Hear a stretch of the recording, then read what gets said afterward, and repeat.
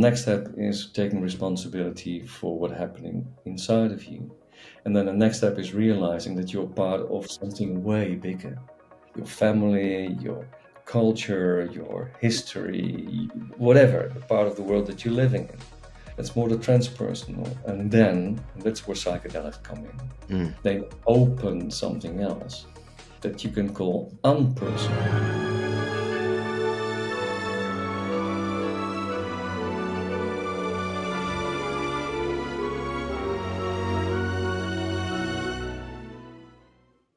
Welcome back, everyone, to the Smarter Not Harder podcast. I'm your host today, Boomer Anderson.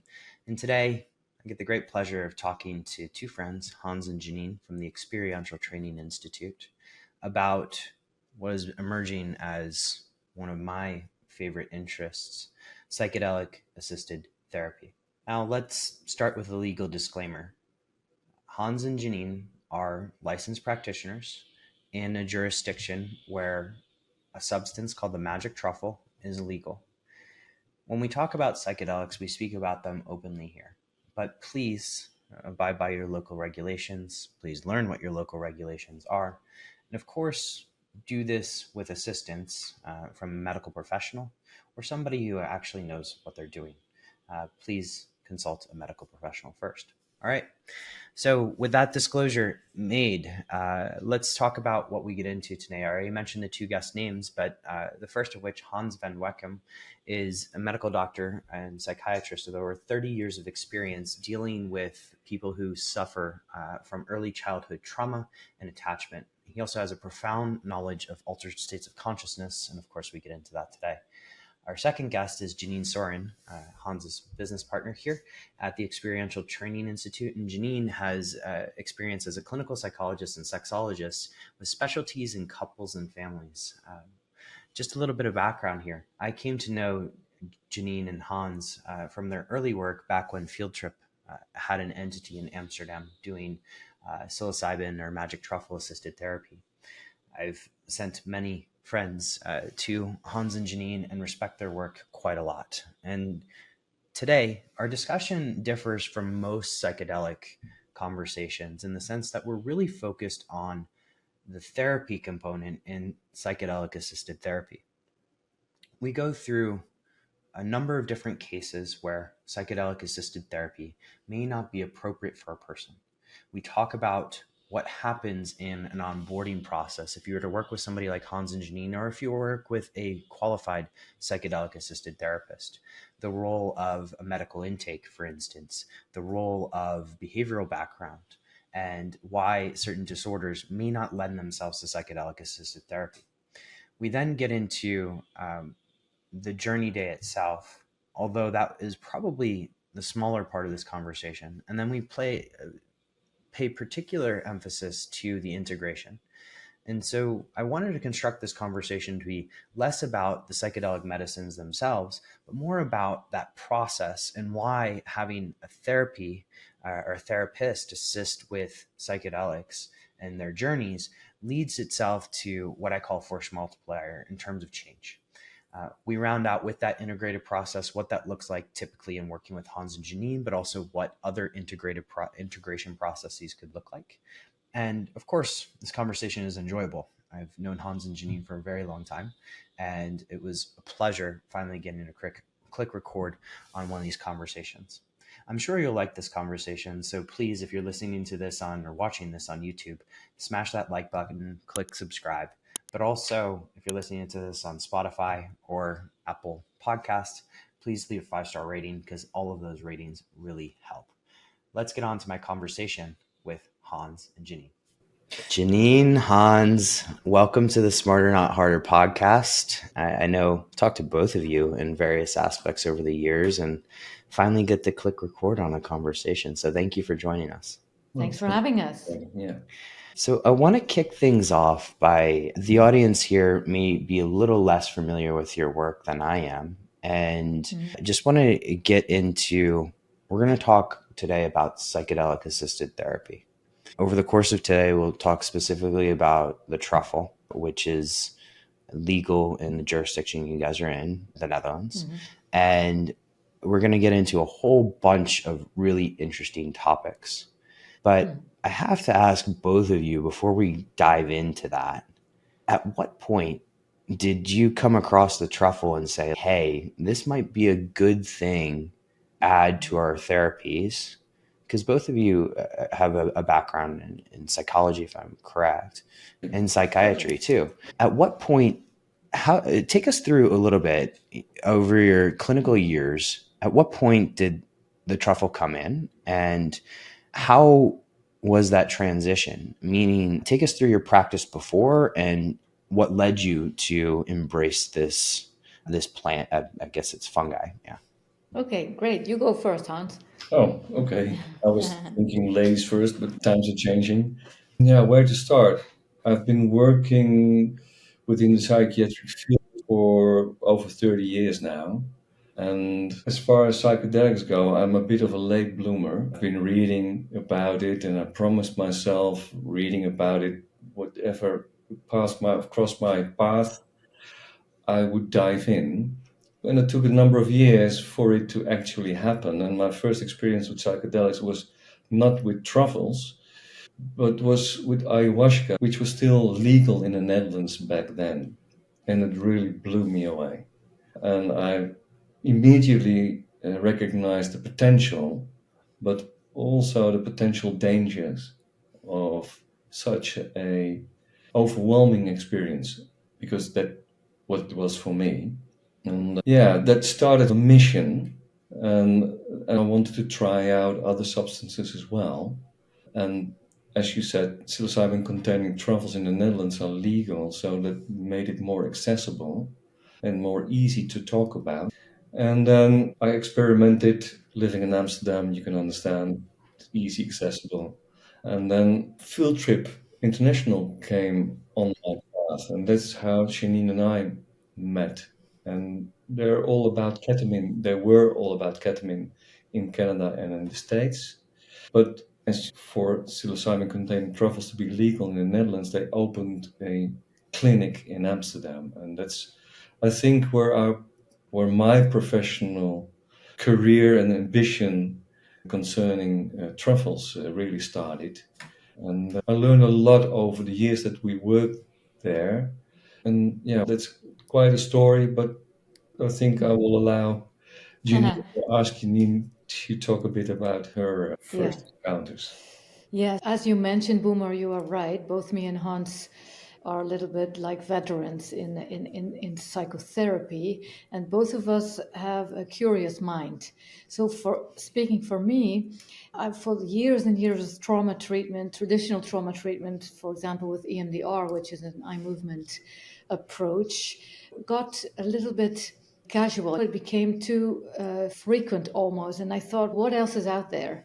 And that's when I started reading about MDMA and the effectiveness for people with PTSD. And then at that time, I think it was 47. I'm 54 now. And so after reading up about it for about 6 months, I said to my partner, I have to try this because I want to understand from within what happens in the brain. Why is this so effective?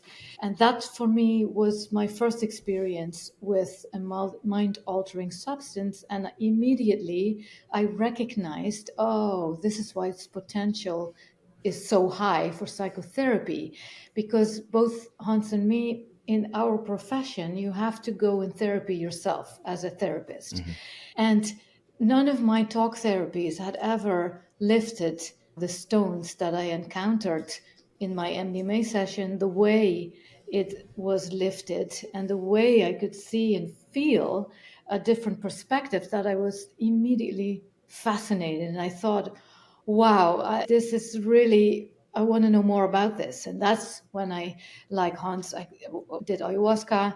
And that's when I thought, okay, you really have to know what you're doing, because the potential to re-traumatize someone is also really there. And then I wanted to learn more about it.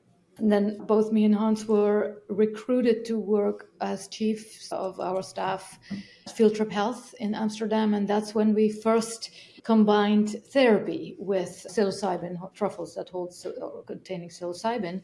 And that's when we saw the difference between, for example, recreational use or really tailored therapeutic approaches that can enhance the effect of psilocybin. So we realized over the clients that we saw that combining the two can have the psilocybin actually work as a catalyst instead of the magic bullet. And if I talk too much, you gotta, yeah. So the two of us, being a little bit more senior than our colleagues, we were really truly fascinated, and we were responsible for the safety, which was to such a high standard that people actually came to and still come to Amsterdam from all over the world because they want to have the safety that we provide. And then when Field Trip Health had to close its doors, we started our own business, and that's now a year and a half ago almost.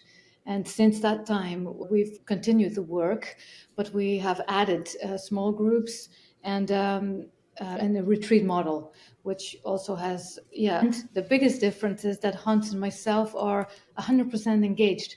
So we don't, yes, we do supervise other colleagues, but we are hands-on all the time. And that makes it for us also very fun and engaging and meaningful, because if you compare it with traditional approaches of psychotherapy, which both of us have in our toolbox, right? We're both systemic therapists, and I'm a sex therapist, and Hans is a bonding psychotherapist. So we have lots of skills, but this one is really, in my opinion, an extra layer in the toolbox, because the conversations between your conscious mind and your subconscious are fascinating.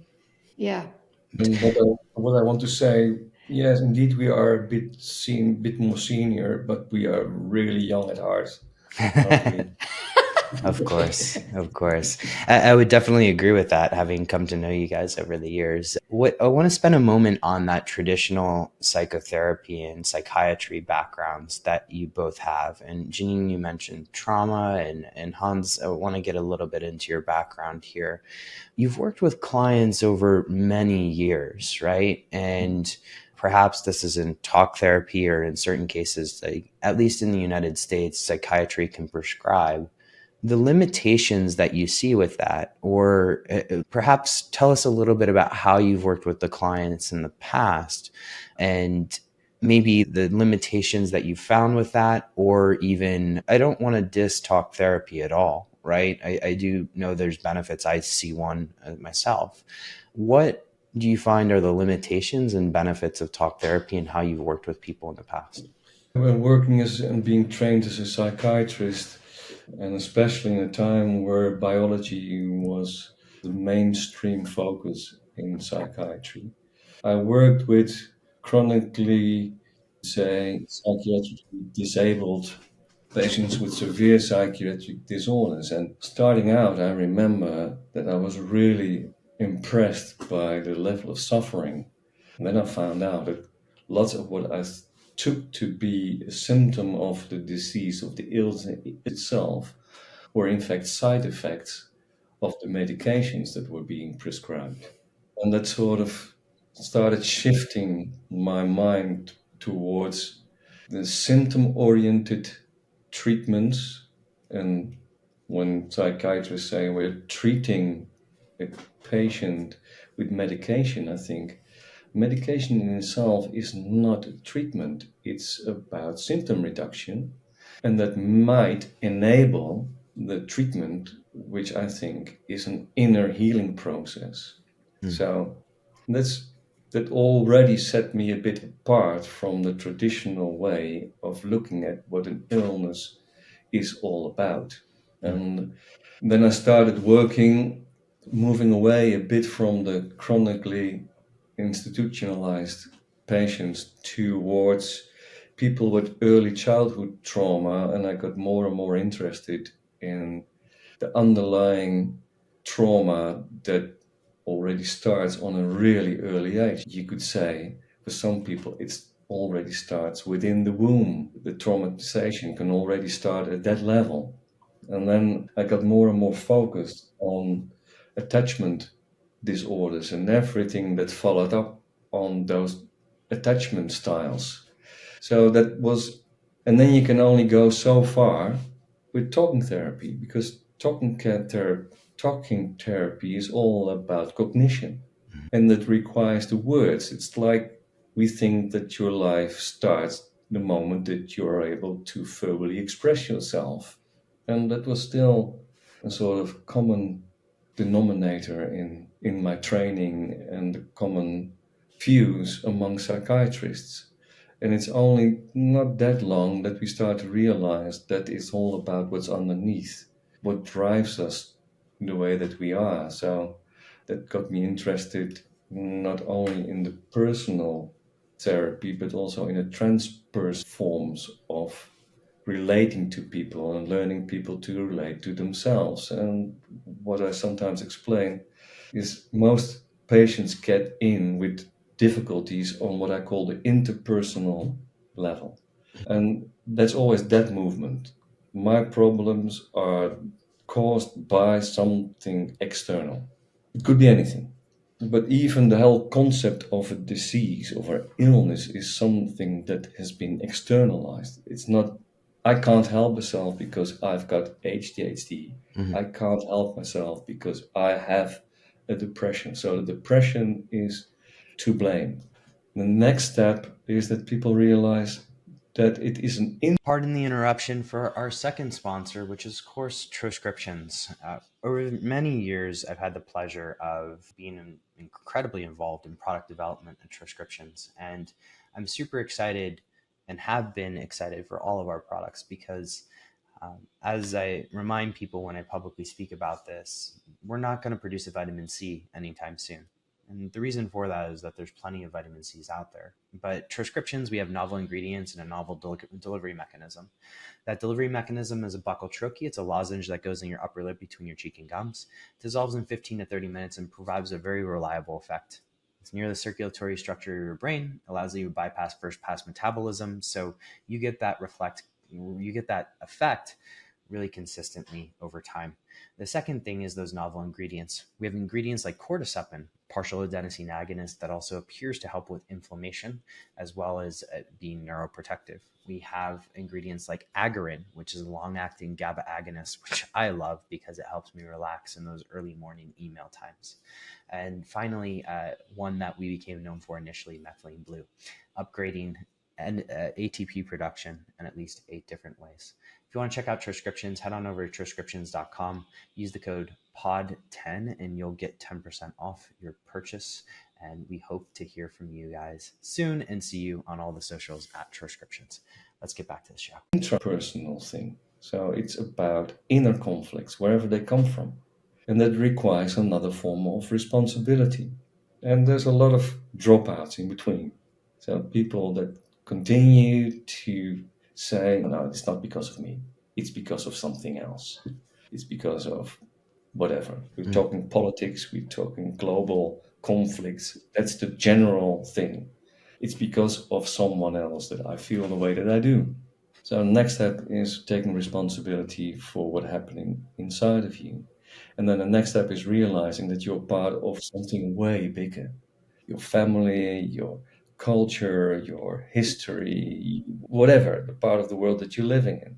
That's more the transpersonal. And then, and that's where psychedelics come in. They open something else that you can call unpersonal. Then your personal story is still there, but you come to realize that you've always been part of the big mystery that no scientist will ever be able to explain. That's the steps.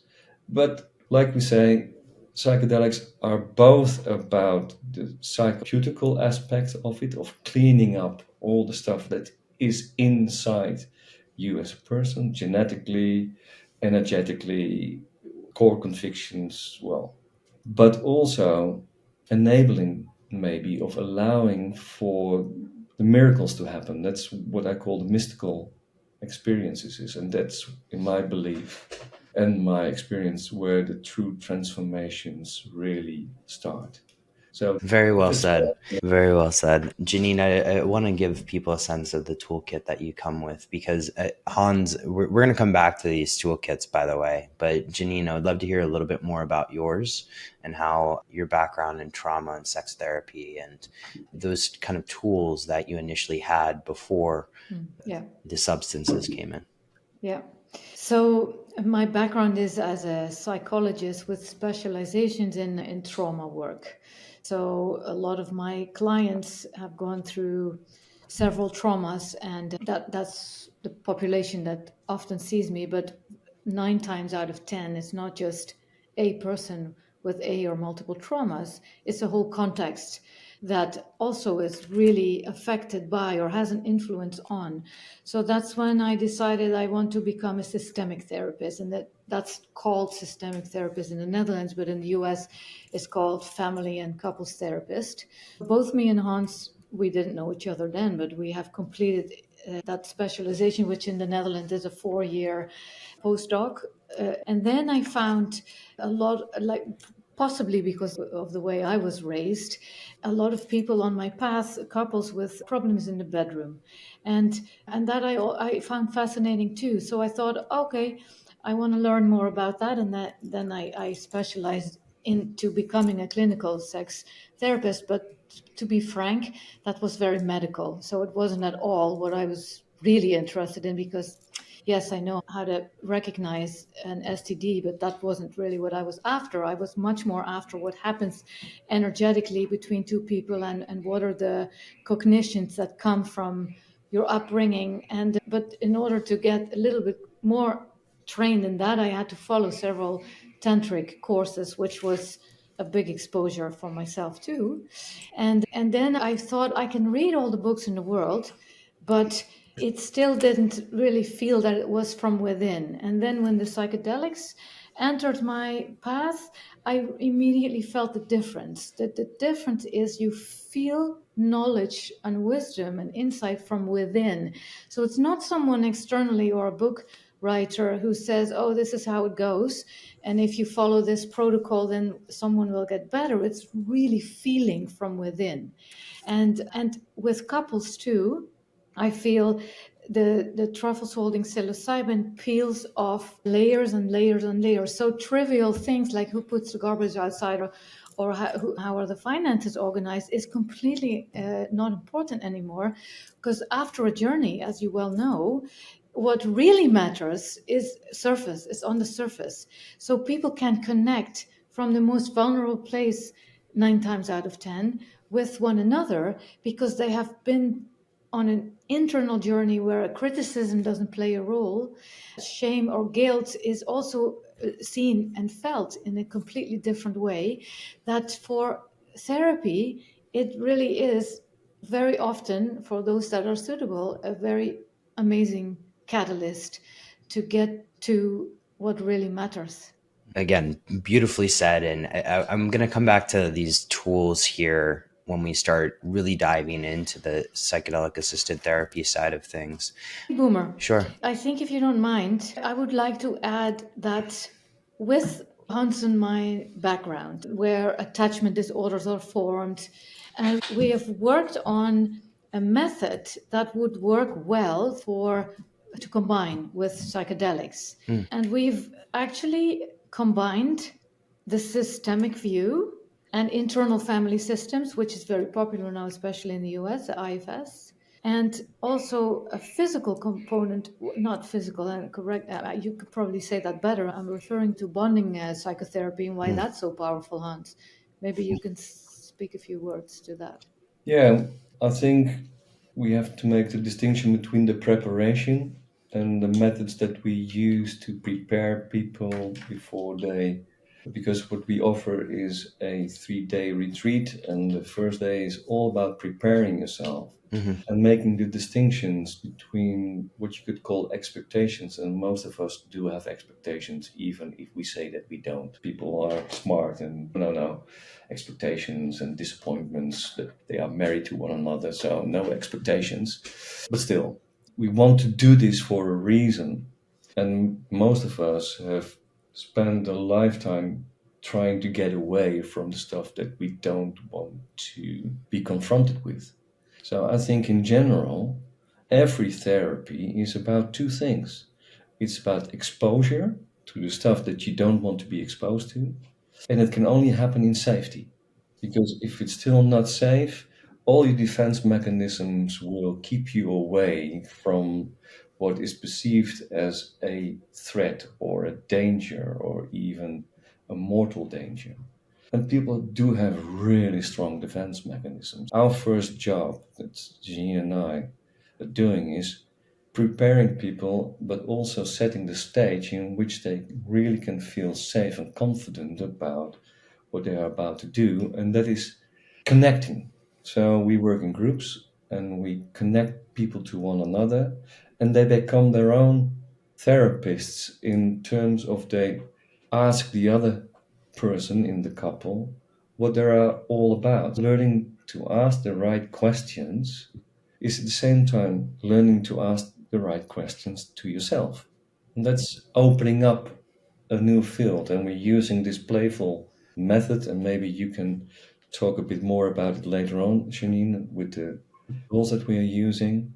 And will the psychedelic experience be what it is, but the day after, it's all about integration. And I think in the end, it's all about the integration. Also, psychedelics, how powerful they are. A tool. It's not about psychedelics as such. It's about what comes up and how you can integrate it in your daily life. And we, and of course, cognitions and talking about it can be helpful, but sometimes it really gets into the way, in the way of things. So that's where I think we started to work with other techniques like connected breathing. That's really powerful, amazingly powerful, in combination what is called bonding psychotherapy. That's a therapy that has been around for 60 plus years. An American psychiatrist, Dan Kesriel, trying to find a way to help Vietnam War veterans realize that it's all about connecting. It's all about connecting and reconnecting. So the exercise in itself is quite simple, but really profound. You simply lie on the floor and you look at one another and you keep on looking, not blinking, not looking away, even though everything, the social codes and stuff say, no, that's, you continue to look and then you find yourself thinking the thoughts, what do I think of that person? What might he or she think about me? And all the core cognitions, they appear. And to be present and not to back away, not to escape. Simply keep on looking until you see what I always call humanity. That you can see that in the end, we are simply human. And that we are all the same in that on that level of experiencing. But for people to get there, there's a lot of struggle, there's a lot of denial, there's a lot of looking away, a lot of dissociating, there's a lot of stuff that comes up from the body. And yeah, when you are opened up because you've had this psychedelic experience that is all about opening up, then you can recognize and I think understand that it can be really powerful simply to look at one another. And then people want to get closer and touch and being embraced. It's happening by itself. And yeah, sometimes people describe that experience, not being under the influence of a psychoactive compound, as even more powerful than the psychedelic experience itself. So it's the combination of these different aspects that is the whole package, not each and single one of them. Yeah, maybe to add to that, Hans, when you talk about couples, you mean pairs. Yeah, Because, yeah, yeah. yeah, the people that are matched are they don't really know each other, which makes it more powerful because then the questions are really much more open than with someone who's already your friend or your partner. So, what I would like to do is actually take people through prep, journey, post. And because I think what I've found, and at least hearing of people that I know that work with you, that makes your whole system incredibly unique, but also very powerful in the sense that there's a lot of prep work that goes into getting somebody ready for their first truffle experience. And I would just like to hear from you guys the prep work that you guys do in terms of both screening, but also any sort of meetings that happen before any of that psychotherapy tools that you use. What does that look like? I know you touched on one that might actually be post, but I would love to just hear what that prep work looks like, because that's very important. And I think something that oftentimes, at least in the circles that I've run in, doesn't get talked about enough. A lot of people, they sign up for, let's say, some underground MDMA thing in London or New York or wherever, and they just go. But there's not really any sort of conversations as to what to happen here, who or shouldn't take, who or should or should not take this. When you're working with somebody and they approach you and say, I'm interested in this, take us through that sort of prep that goes on with that person. Yeah, that's a really good question, because we talked about a 3-day retreat, but you're right. Before that, we have a screenings process. So the first step people are asked to do is to fill out a health form. And in this health form, we ask about someone's background, if there's any history, for example, of bipolar, or so we look for contraindications. But we also look for, and that's not always easy to see from a screenings form, Sure. but we also look for ego strength. And then based on that form, Pardon the interruption here. Let's talk about health for a moment. And for those of you who don't know what health is A plus B plus C. That's the absence of disease. Of course, that's what everybody thinks it is. It's also the balance between anabolism and catabolism in the body. And it's also C, which is within the life cycle of the organism, meaning the age you are. And health is particularly important when it comes to optimization. And at Health Optimization Medicine and Practice, our 501c3 nonprofit, we teach doctors and non-doctor healthcare practitioners how to optimize for health rather than treat disease. Each year, we train dozens of doctors in fields like metabolomics, exposomics, chronobiology, bioenergetics, gut immune system, epigenetics, and many more.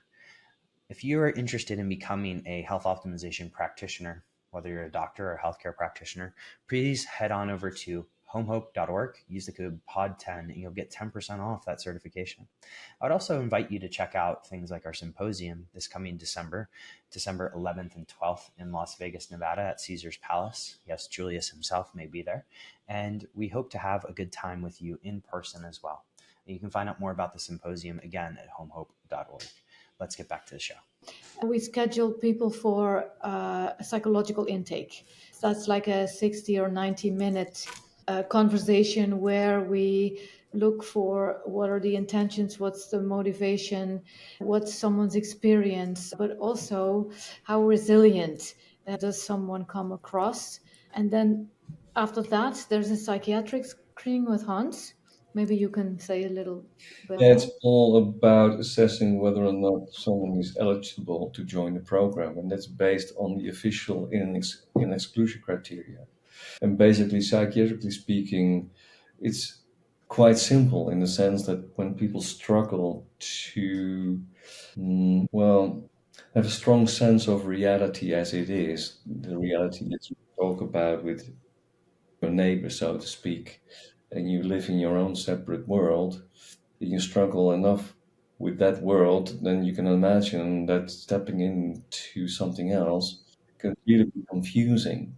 So then people can be worse off after having had a psychedelic experience. Of course, with people with diagnosed psychotic episodes or especially bipolar 1 conditions with the classical medical depressions, bipolar 2, interestingly enough, seem to respond quite well, according to the last scientific research being done after treating people with bipolar 2 conditions on psilocybin. Um, so that's interesting. Bipolar 1 is when people really lose it and become manic, and in that sense become psychotic and get themselves in serious trouble. So those are the people that you want to prevent and protect from an experience like that. And of course, somatically speaking, when you have physical ailments that can bring you in acute difficulties, like epilepsy or cardiac stuff, there's a whole list of stuff that you want to exclude. And people do understand and sometimes find it really difficult because they are so deeply motivated for wanting to do this that you really have to protect them against themselves from not taking those chances, right? Psilocybin containing truffles are really safe. When you compare it with anything, they're off the scale. Yeah. So it's always the question, yeah, what risks are we actually taking? What we simply don't know enough about it, because in all the scientific research, those people are being excluded in the first place. So it's a self-sustaining, self-fulfilling prophecy for those people to be banned out of having those experiences. Yeah. Sometimes I find it's really difficult to tell that to people because I don't know myself that well. And I always look also for what Janine is doing. Is someone emotionally mature enough to integrate what might be an overwhelming experience? So people that have a history of dissociating, those people are not necessarily all of the time being excluded, but we paying close attention for those people not re-traumatizing themselves in and during the psychedelic experience. And that's, I think, where our responsibility as professionals lie, because sometimes within the more neo-shamanistic field, there is said the truffles won't give you more than you can handle. That is not necessarily my personal experience. I agree with you. And certain Yeah. people, you have, this is great, by the way, to highlight just some of the conditions that might cause exclusion, the reasons for that. For instance, people have been diagnosed with schizophrenia. And as you said, there's just probably not enough research being done on that, but it's because these people get excluded automatically. We've talked about bipolar 1, bipolar 2. Also, you mentioned a couple of others as reasons for exclusions. Any other reasons why people shouldn't consider this? You mentioned the presence of ego, and I'd love to dive in a little bit more on that. In certain cases, that can be helpful. At what point is it, do you look at somebody and say, wow, this ego can't handle, we shouldn't do this because it's going to cause a whole lot of after effects, ripple effects, if you will? What are the signs that you're looking for there? Shall I? Because I have an example in my mind. When doing the screenings with Field Trip, I think 90% of those screenings were initially online. And then you have an impression, and people are very much capable of even putting up a facade that you can't easily penetrate, right? And we had this client that there was a bit of doubt, but there was always team consensus, and we gave her the benefit of the doubt based on the story that she was telling, and I think we can handle this. And then she came over, and we met her in person, and there was an immediate no. This is not going to happen, and that was more of an intuition, but also I think clinical experience, and yeah, I think. And we sat down with her and she opened up and she had not been telling the whole truth and nothing but the truth. And then she said, yeah, I have been diagnosed with borderline personality disorder. And I had this sense that there might be something underneath that it's not like that's a hard exclusion, but in your case, I think you could be re-traumatized by this experience. And we said, we will refund you because I took the responsibility for allowing you to come over. And afterwards, she thanked the whole team for having drawn the line. And when you talk about ego, I think you could look at ego as a defense mechanism. And so people that need a really powerful defense mechanism need to protect something that's really vulnerable. What do you want to do? Do you want to smash down their defense mechanisms and leaving them empty-handed in all their vulnerability? You could really damage people by allowing them to. Would you allow a 3-year-old, so to speak, to swim alone in a big swimming pool, saying, "I can do this, I know how to swim"? No, you don't know what you're up against. That's where our professional responsibility needed to prevent people from hurting themselves. Yeah. Maybe you can add something. Yeah, I was thinking of the other example we had not too long ago where someone was full of confidence and was actually introduced by a colleague, a direct colleague who was very enthusiastic and had already been through our program.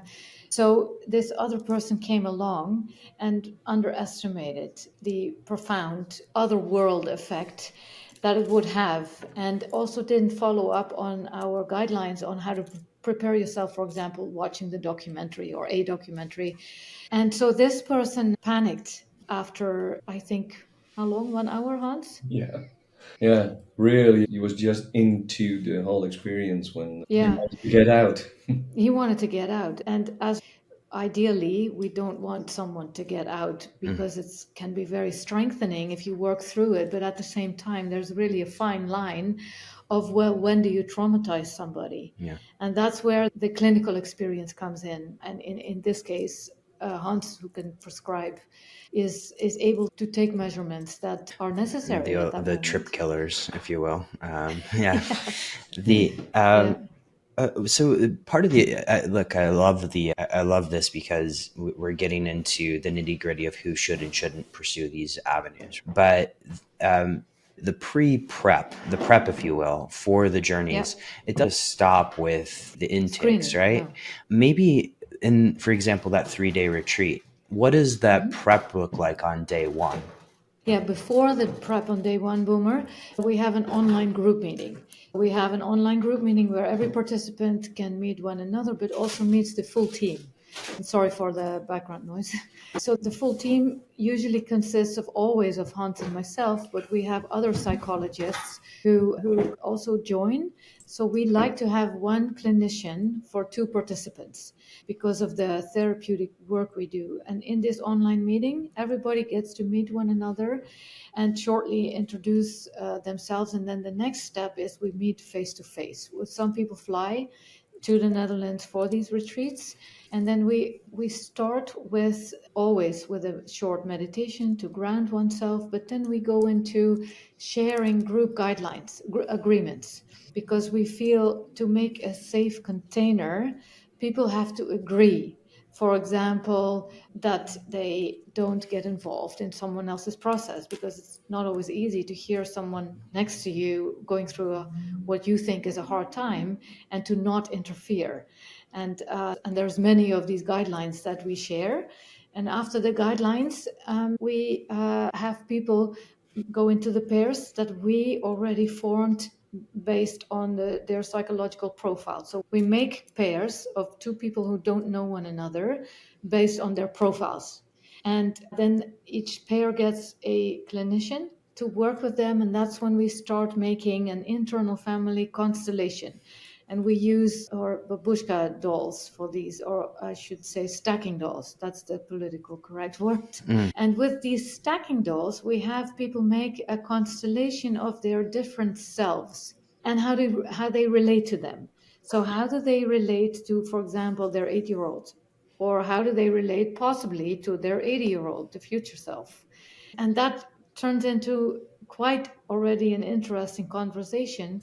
And then roles are switched, and the therapist or the psychologist is there to make sure the questions are deepening. Janine, do you ever have people that just don't know themselves or feel like they don't know themselves well enough to do that? I imagine that comes up every once in a while. Or you mentioned earlier, dissociative states, right? And people who either have hidden themselves from their 8-year-old self or perhaps don't want to share, right? Or does this process itself self-select for people that are more open and sharing?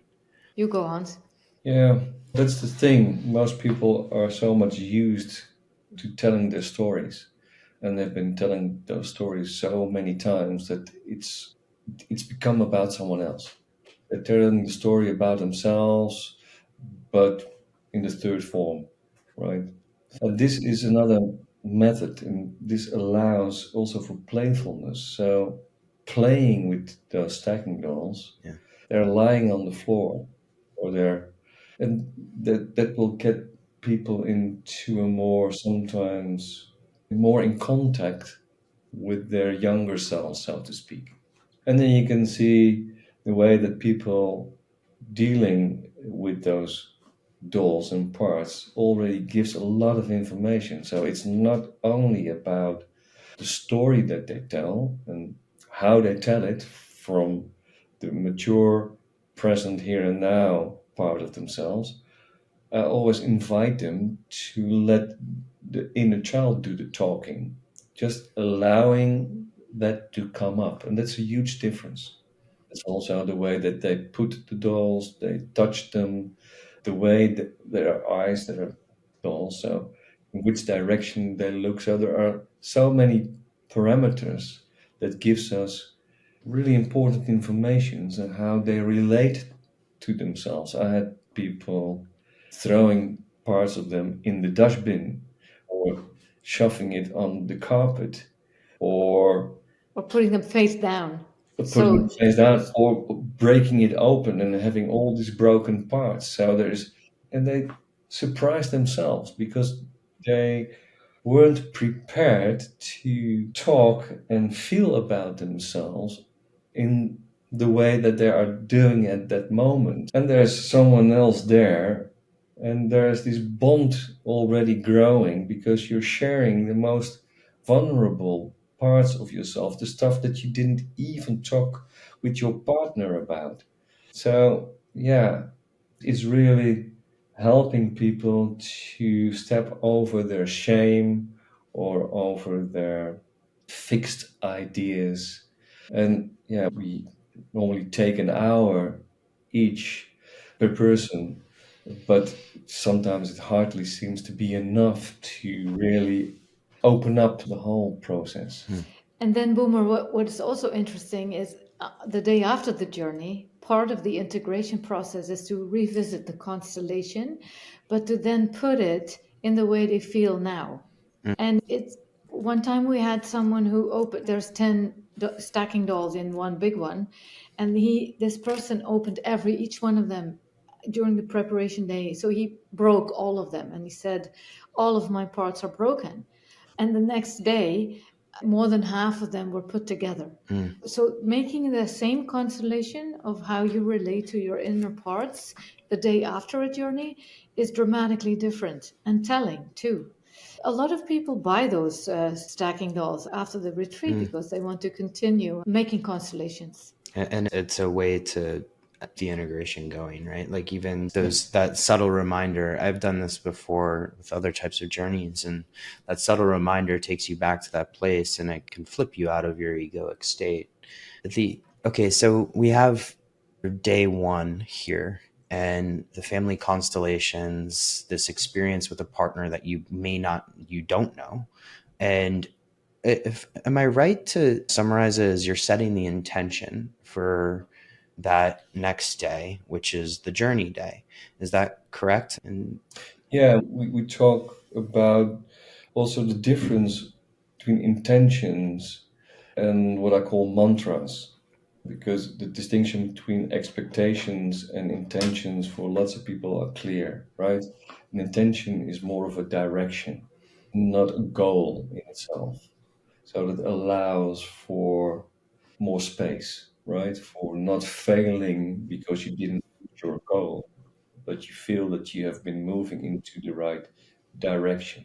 The metaphor being used, an intention is like a lighthouse that you can orientate yourself onto.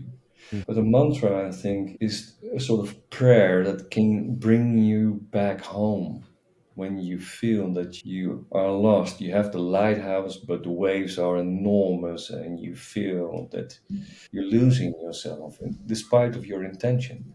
And a mantra can be like a prayer, something that you no matter what, will cling on to. I will never abandon myself, Mm. a mantra. Or I always will choose love, a mantra. And so, But a and mantra is people, different than an attachment, right? So I think here. it's more of, like I said, it's a prayer. Mm. And you can direct it outwardly, and then you can pray to whatever power you believe is there. But it's more of a promise towards yourself. You're promising yourself that you will be there and you won't step away. And I think it's really empowering. So, yeah, I think spending time to reflect on what drives you for wanting to do this in the first place creates a commitment that is really helpful in times that you start to struggle and that you are becoming doubtful.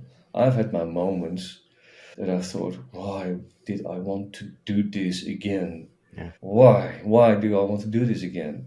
And then this mantra that I had, I won't give up no matter what, was really helpful. Mm. Then I stopped fighting it, more surrendering into it. And Mm. that can be really important because people can get stuck in this battle over control. And yeah, I think the wonders, the miracles happen when you surrender. Beautiful. Beautiful. All in all, Boomer, our life preparation day is like a full day. Hmm. A full day with different types of preparation. We like to focus on the emotional level, the spiritual level, but also the physical level. And then we have dinner together, which may sound trivial, but really it is quite an important moment. And then we share the flight instructions.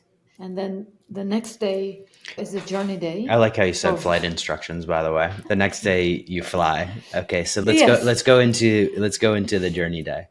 yeah. So the next day, people arrive, and there's always, we ask them to see if they can fast about 3 hours before their journey. So they have a light.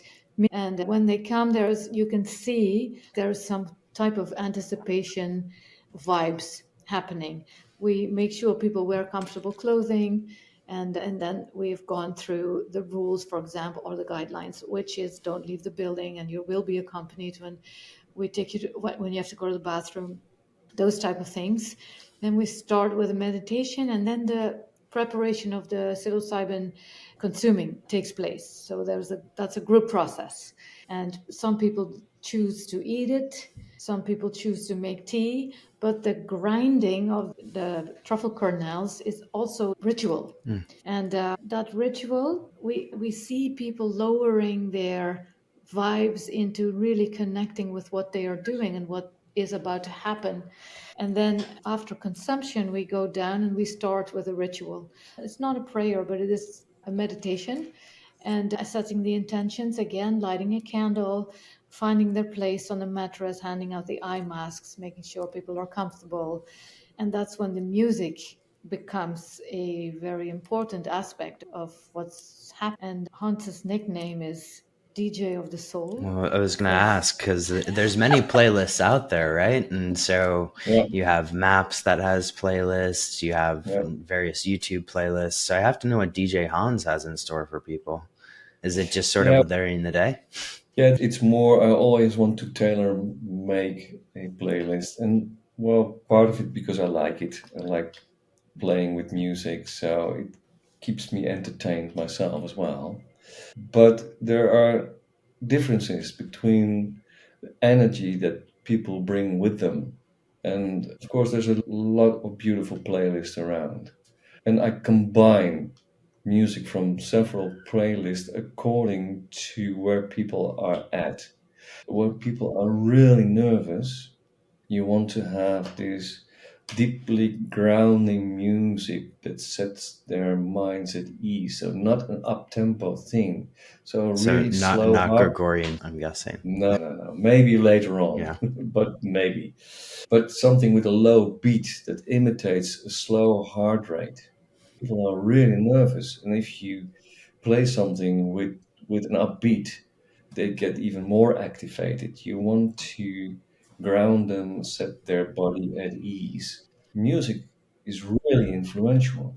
And at one point, when I feel that people get stuck or the emotions don't come out, I use a lot of scores, a lot of, because there's such a lot of imaging that goes on with the music. And yeah, so you can, in a way, manipulate the emotional currents by playing specific sorts of music.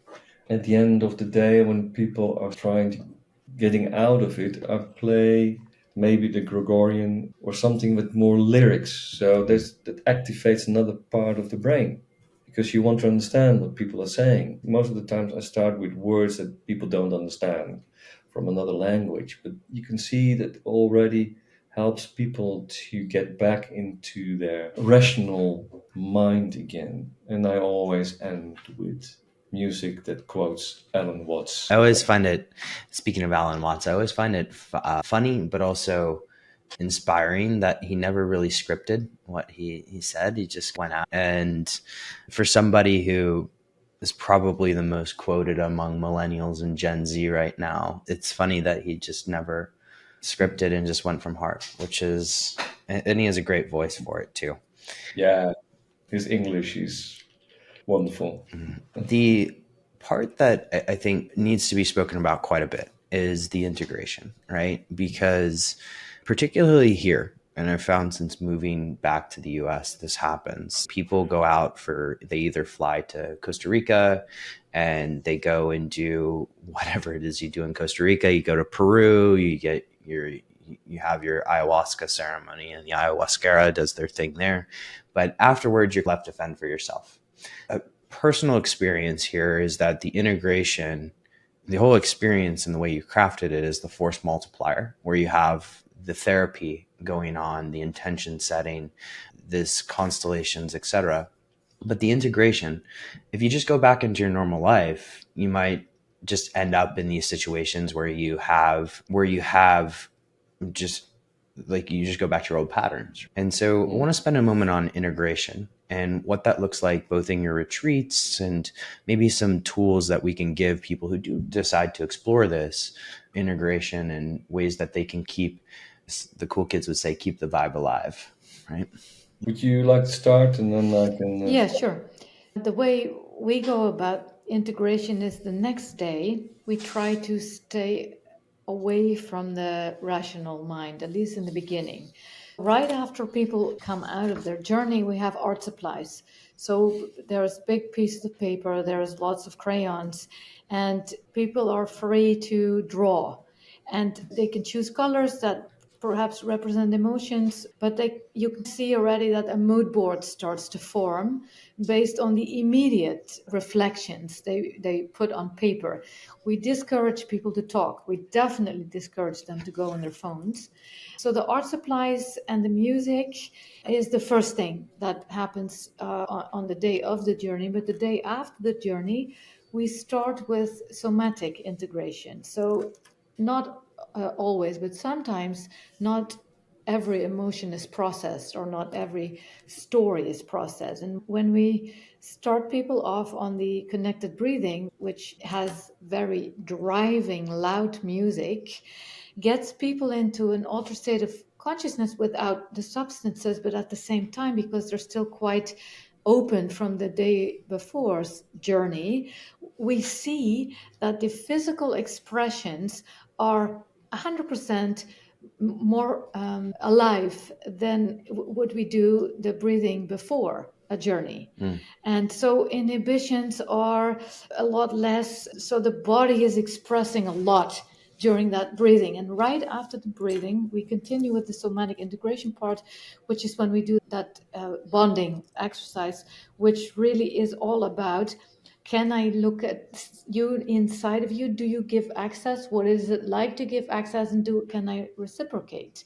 What is it like for me to have no layers? And can I allow a stranger to really look at me and see me? What is it like to tolerate being seen? The same goes for giving and receiving.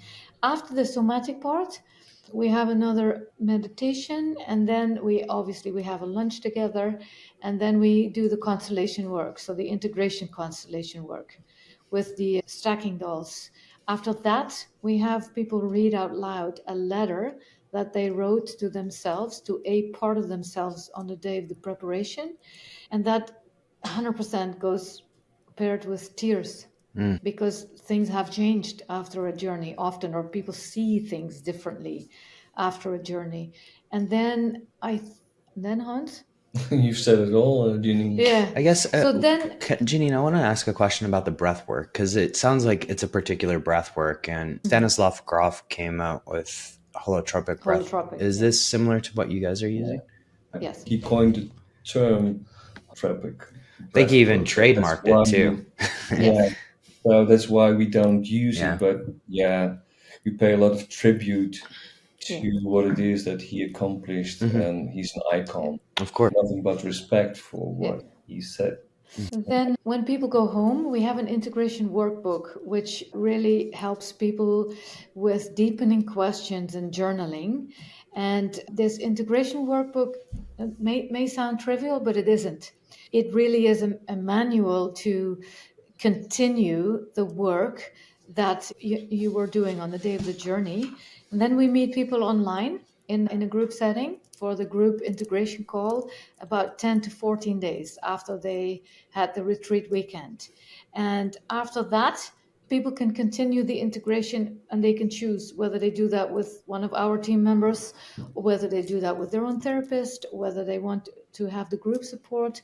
Usually people form their own WhatsApp group, and they keep in touch with each other. We actually have a group of people in November who are returners. So they all had their first experience together. They all liked it together enough that they're coming back together. Yes. Yeah. That's great. Yeah. So that's a little bit about our integration. And do you have anybody that approaches integration with microdosing as well? Because there's an element of that, which, and again, speaking for myself, I found that microdosing does help to alleviate some of our egoic tendencies and bring us back to those states. It's not the full dose, obviously, but it does help with getting back into our normal patterns. And how do you typically, if you do offer microdosing, how do you typically integrate that? You won't. Yeah, in a way, you could say that microdosing keeps the door unlocked. When people start this journey, sometimes you experience those locked doors. And then with the experience, not always, but most of the times, those doors get unlocked. Sometimes they're wide open, even more than people want them to open. But when they fall back into the lock again, then it's a one-off thing. Microdosing, in my experience, can help to keep the door ajar, so to speak. And then gradually, by doing the work, in the sense that the work needs to be done in the sense of paying attention to yourself, remembering the information that has been provided in the journey, asks for you to be silent in a way. And I think taking the microdose is also a reminder, apart from what it does physically and on the bodily level, because there's a lot of controversy about what it actually does. But I think it also helps people to stay open. And that's at the end of our retreat, when people get our integration workbook, they also get a microdosing strip. And for those who live in the Netherlands, they can start with it about a week after their macrodoses. And for those who have to travel, we don't know enough about their own legal circumstances, whether they can do this or not, or whether they should source it locally. But it's part of our, I don't want to say goodbye package, but no, I think it's the integration. First, I love that the prep and the integration, because so many of these retreats, at least the ones that I try to avoid, are fly in, out to outer space and then come back, and you're coming back to the same situation you left. And there's no real prep work. There's no intention. There's an experience which can be helpful, but the multiplier comes in and you actually are rewiring your brain, right? And that repetition makes those, I like to think of it as, the analogy that I use is, because I love snowboarding and skiing, right? It's the fresh powder mountain the next day, and then you're building those tracks, and it's just the repetition with the workbook that you guys created. It brings you back to those tracks and just reinforcing those tracks so that perhaps those old behaviors, which may not serve you anymore, can either be rewired or changed, right? And so I love the process. You talk about neuroplasticity. It's something that asks for repetition as well to really form and consolidate these new neural pathways, right? So it asks for your presence, and that's what integration is all about, to be present. Isn't everything all about being present, right? I want to, at this point, I want to just get your thoughts, because obviously this wave of psychedelic medicine it seems like it's finally coming back, right? You had the Nixon administration who did a lot of, I'll call damage to medicines and how getting people some of the therapies that we need. First question is, like, what's your biggest concern about this emerging phenomenon? Or it's not really an emerging phenomenon, this sort of resurgence of, we've touched on some of it here today, but maybe from both of you, your biggest concern about this being reintroduced into society? There are a number of concerns from my part. One is that the hype factor, that people want to treat it like the silver bullet, or the magic bullet, or 20 years therapy in one session sort of thing. It's a good headline, right? It's a good headline. It's a good headline, yeah. Yeah, but then again, then it's all about expectations, and they go hand in hand with disappointments, and then people think, I need to do more and more, and then it's all about wanting to have the experience. That might not be particularly helpful, and I think even confusing and dangerous. There's a lot of stuff happening that you don't read about in the papers, but me as a professional, I get to hear those things, that people really lose their way, even to the point that they panic completely and they damage themselves, or even get guilt, in the sense that not only that long ago, young people jumping out of the window in pure panic because they didn't have a trip sitter. And it's so easy accessible. So that's the concern about general health. The other concern is it becoming a medical model. And that's, I think, not paying tribute to the mystery, and also not paying respect to the ancient shamanistic traditions that needs our recognition, and making it into a modern Western medicine for something that has been around for longer than humanity. I think it's a risk, because then it becomes again about symptom reduction, and it's so much more than only symptom reduction. Very well said. We see some in Australia right now. Like, I'm Yeah, paying attention to those people don't know what to regulations. do with it, because you have to step in yourself first. The discussion whether or not it's needed for professionals to have their own experiences, which you would. I feel like we can have a separate podcast on this one. Yeah. Well, I agree with Hans. There's no additional comments I do have. I do think these are the major things that we are facing right now. Yeah. Then we'll start with you, Janine, and we'll flip the question. Most exciting thing, or the future. If you were to go out into the future, what do you think the future of psychedelic therapy brings us? And what excites you most? Yeah, what excites me most is that it will be allowed by people with our background to combine our therapeutic skills and our trauma-informed background with psychedelics. Right now, we are not allowed to have it under the treatment umbrella, which means that the population is a lot about personal development. So I think there's a huge potential for a big group of people, for example, people who suffer from depression or anxieties or traumas. So that excites me, that I'm hoping that we are going that way. And then obviously, what really excites me too is the option to possibly be able to work with MDMA in the future, because as the potential of that is worth another podcast. Yeah, absolutely. Maybe news pending on that one soon in the United States, at least. Yeah, So in August. Yeah. And Hans, how about yourself? My fingers. Yeah, all of us Yeah, do. I'm hoping for is that it will be more mainstream, that the whole image of this being drugs, dangerous, opium lists, it's in a way, it's hypocritical. And I hope for us to wake up and see that it's been there for a long time. Also, MDMA, when you think about it, it was first synthesized in 1912. So it's been there for over 120 years.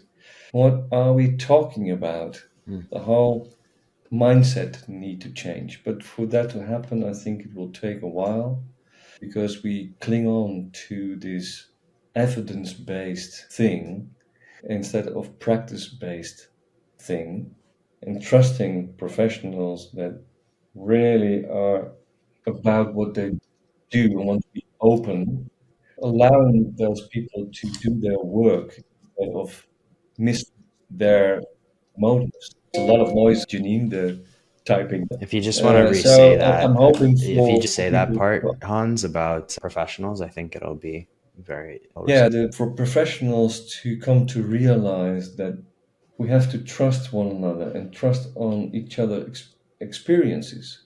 And now, for me, being a psychiatrist, fully licensed psychiatrist in the Netherlands, I can't prescribe ketamine, for instance. It can only be prescribed within a clinical setting. And that one always shocked me. Again, it's different regulations. It's ludicrous, if you ask me. And the arguments being used are all about mistrust. And so I hope for a future in which there's more trust towards one another and wanting to share experiences, and a lot of people starting to work underground. Yeah. Like the truffles are under the ground, and so are we. And I feel, frankly, I'm not afraid of sharing that I've been working with the stuff underground as well. Also with people that you can consider to be psychiatric patients. And I've seen transformative changes. People with obsessive compulsive disorders that only after one treatment with truffles didn't meet the criteria of an obsessive compulsive disorder anymore. And they've been around for over 20 years within the regular system. People with therapy resistant depressions, that there was only recent first case study of a psychiatric client that was on the list for euthanasia, mother of two young children, and the inspector of general health gave permission for compassionate use. And it took only one session to really change her outlook on life. She wasn't suicidal anymore. She wanted to. What are we waiting for? I think we reached a level where I feel it's unethical not to give people the opportunity to experience this themselves. This has been an incredible conversation. Thank you both for coming on the show. Before I get to the final question that we ask everybody, just want to say thank you for the work you do and getting out there and talking about it too, because as you both alluded to, there is an underground movement, which I personally am supportive of, but there's also an element of responsibility that needs to come with that underground movement, because otherwise it'll never get above ground. And what I really appreciate you guys doing is educating the public, some of which have had, myself included, in the past have been drilled with this, you could call it propaganda, that substances are going to, I remember growing up in the United States, there was this commercial of this is your brain on drugs, and they crack the egg. And Yeah. David Nutt, others, yourselves clinically have seen that this isn't necessarily the case. And in fact, probably the more addictive and harmful substances are the ones that people consume every day, like alcohol, right? So thank you for the work you guys are doing. And I look forward to just hearing the feedback on this episode. But final question for both of you that we ask everybody. What is one thing that you can recommend to help people live smarter, not harder? Do you have one already, Hans? Yeah? Okay, you go first. I'm forming one. Be silent. Oh, that's a good one in today's world. That's for sure. Yeah, mine was play. Wonderful. Both. Wonderful. And if people wanted to find out more about both of you and the work that you're doing, where should we send them? To Experiential Training Institute, not experimental, experiential, in the Netherlands. Beautiful. So we'll link to all of this in the show notes. Janine and Hans, it's been a pleasure getting to know you guys over the years and learning about your work. And thank you for coming on the show today. Thank you for having us. It was our pleasure. Yes. To all those listening out there, a wonderful day. And remember, live smarter, not harder. Wow, what a conversation. Another one has been a fantastic back and forth on the Smarter Not Harder podcast. I want to thank Hans and Janine for coming on, but also I meant what I said at the end of that podcast.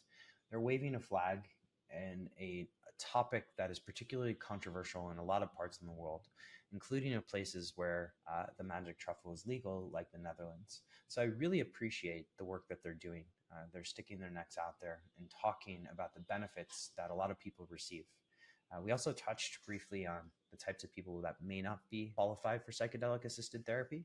And we talked specifically here and emphasized, again, the pre and post integration that goes with psychedelic-assisted therapy and why that becomes a force multiplier. If you are interested in this and happen to be near the Netherlands, I encourage you to check out Experiential Training Institute. But also, please do your research because, again, in many jurisdictions, this type of therapy is not legal yet. News pending there from the FDA and MDMA, I hope soon. But also, there are particular precautions that you yourself should take. Again, please check out Experiential Training Institute. The show notes to this one will be on transcriptions.com as well as homehope.org. Thank you for tuning in and choosing to live smarter, not harder.